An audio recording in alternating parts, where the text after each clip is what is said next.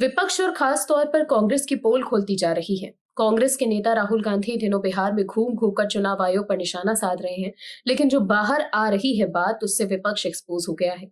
राहुल गांधी बिहार में क्या कर रहे हैं, उसकी पोल खुल गई है और पोल खोलने वाले लोग कोई और नहीं बल्कि उन्हीं के हैं, जिनके सहारे वो चुनाव आयोग और बीजेपी को घेरने की कोशिश कर रहे हैं। वहीं सुप्रीम कोर्ट ने भी चुनाव आयोग ने विपक्ष की पोल खोल दी है, जिसके बाद अब सच्चाई बाहर आने के बाद कांग्रेस और राहुल गांधी के लिए कुछ भी कहना मुश्किल हो गया है। क्या है पूरी खबर, बताते हैं आपको इस रिपोर्ट में। दर्शकों, देश की दूसरी सबसे बड़ी पार्टी कांग्रेस इन दिनों अपने शीर्ष नेता राहुल गांधी के नेतृत्व में चुनाव आयोग जैसी संवैधानिक संस्था पर आरोप लगा रही है, लेकिन खुलासे के बाद वो खुद एक्सपोज हो चुकी है। बिहार में यात्रा निकाल रहे राहुल गांधी लगातार आ रहे वीडियोस से सवालों के घेरे में आते रहते हैं। ताजा मामला एक वायरल वीडियो का है। वीडियो में रफीगंज निवासी अमन कुमार से राहुल गांधी और तेजस्वी यादव ने पूछा कि वो एसआईआर के बारे में क्या जानते हैं। इस पर अमन ने कहा कि इसका मतलब है कि गरीबों का नाम वोटर्स लिस्ट से हटा दिया जाएगा। असल में उनकी शिकायत थी कि उसके पिता रजाक का नाम लिस्ट से हटा दिया गया है। अमन ने तो राहुल गांधी के सामने ये तक कह दिया कि आगे चलकर गरीबों से मतदान करने का अधिकार छीन लिया जाएगा। वहीं अमन के बयान के बाद राहुल गांधी ने कहा था कि बिल्कुल यही हो रहा है। वहीं वीडियो वायरल हुआ तो स्थानीय प्रशासन और चुनाव आयोग ने अमन की शिकायत की जांच की। इससे पता चला कि रजाक के साथ अमन का भी नाम वास्तव में वोटर लिस्ट में मौजूद था। प्रशासन ने अमन के सवाल पूछे तो उसने कहा कि लिस्ट उसने ही चेक नहीं की थी। इसके बाद अमन कुमार ने वीडियो बनाकर ही सार्वजनिक रूप से माफी मांगी और कहा कि उसे गलत जानकारी मिली थी।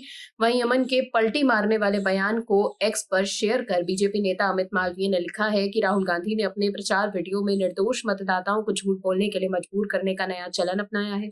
राहुल गांधी मुख्य चुनाव आयुक्त सहित पूरे चुनाव आयोग को वोट चोर कह रहे हैं, लेकिन अपने आरोपों के पक्ष में कोई ठोस तथ्य नहीं दे रहे। अब तो वो सार्वजनिक रूप से गलत साबित हो रहे हैं। अमन के अलावा गत दिनों बिहार में उनकी वोट अधिकार यात्रा के दौरान रोहतास जिले के नौहट्टा प्रखंड के एक गांव की रंजू देवी उनके सामने ये कहती दिखी कि उनका और परिवार के सभी 6 सदस्यों का नाम मतदाता सूची से हटा दिया गया है।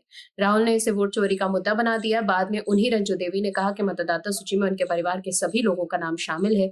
उनके अनुसार वार्ड सचिव ने कहा था कि राहुल आ रहे हैं, उनके सामने बता देना कि हमारा नाम मतदाता सूची से कट गया है।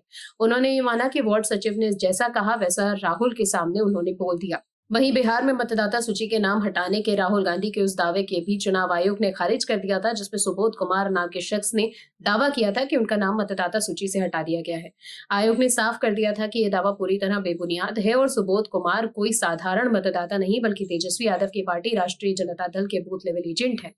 वहीं सुप्रीम कोर्ट ने बिहार में मतदाताओं के नाम हटाने को लेकर राजनीतिक दलों की कम भागीदारी पर हैरानी जताई है।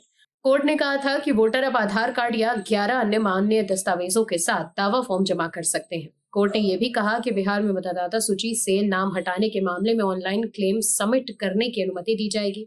विपक्ष के लोग एसआईआर को लेकर चुनाव आयोग पर आरोप तो लगा रहे हैं, लेकिन चुनाव आयोग ने शुक्रवार को सुनवाई के दौरान टॉप कोर्ट को बताया था कि राजनीतिक दलों में अब तक सिर्फ 2 आपत्तियां ही दर्ज करवाई हैं। ऐसे में आप समझ ही सकते हैं कि विपक्ष की कथनी और करनी में कितना फर्क है। वहीं आरजेडी नेता तेजस्वी यादव मुश्किल में हैं। पीएम नरेंद्र मोदी पर अभद्र टिप्पणी करने के आरोप में उनके खिलाफ शाहजहांपुर में मुकदमा दर्ज हुआ है। बीजेपी नेता शिल्पी गुप्ता की शिकायत पर पुलिस ने कार्रवाई शुरू कर दी है।